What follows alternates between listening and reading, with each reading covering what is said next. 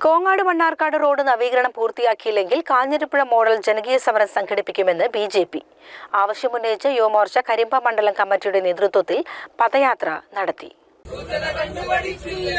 സമരത്തിന്റെ രൂപം മാറും, സമരത്തിന്റെ രൂപം മാറും, സമരത്തിന്റെ രൂപം മാറും, സമരത്തിന്റെ രൂപം മാറും. ജയ് ജയ് യുവമോർച്ച, ജയ് ജയ് യുവമോർച്ച, ജയ് ജയ് ഭാരത് മാതാ, ജയ് ജയ് ഭാരത് മാതാ, ജയ് ജയ് യുവമോർച്ച, ജയ് ജയ് യുവമോർച്ച.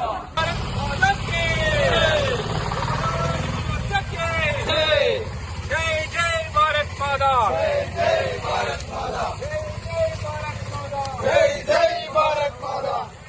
ബിജെപി ജില്ലാ സെക്രട്ടറി രവി അടിയത്ത് ഉദ്ഘാടനം ചെയ്തു.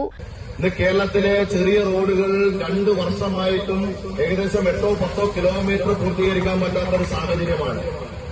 ഇതേ സാഹചര്യം കാഞ്ഞിരപ്പുഴ പഞ്ചായത്തിൽ ചെറുക്കൽപ്പട റോഡില് ഇതേപോലുള്ള സാഹചര്യമായിരുന്നു. 2018 ആരംഭിച്ചിട്ടുള്ള ആ കാഞ്ഞിരപ്പുഴ ചെറുക്കൽപ്പട റോഡിന്റെ വികസനം പൂർത്തീകരിക്കാത്തതിന്റെ ഭാഗമായി വലിയ ജനകീയ പ്രക്ഷോഭം രൂപപ്പെടുകയും അതിന്റെ അടിസ്ഥാനത്തിൽ വീണ്ടും ടെൻഡർ കൊടുത്ത് അതിന്റെ പ്രവർത്തനം ആരംഭിച്ചുകൊണ്ടിരിക്കുകയാണ്.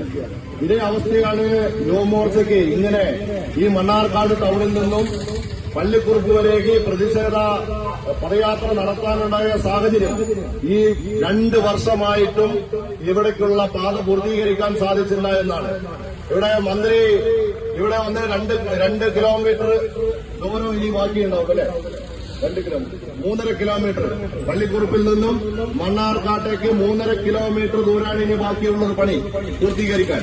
ഇത് പണി അദ്ദേഹം ഉദ്ഘാടനം ചെയ്ത സ്ഥലത്ത് ആ ഭാഗങ്ങളിലൊക്കെ ഒന്ന് അന്വേഷിച്ച് നോക്കണം ഏതൊക്കെ പണിയാണ് പൂർത്തീകരിച്ചിട്ടുള്ളത് എന്ന്.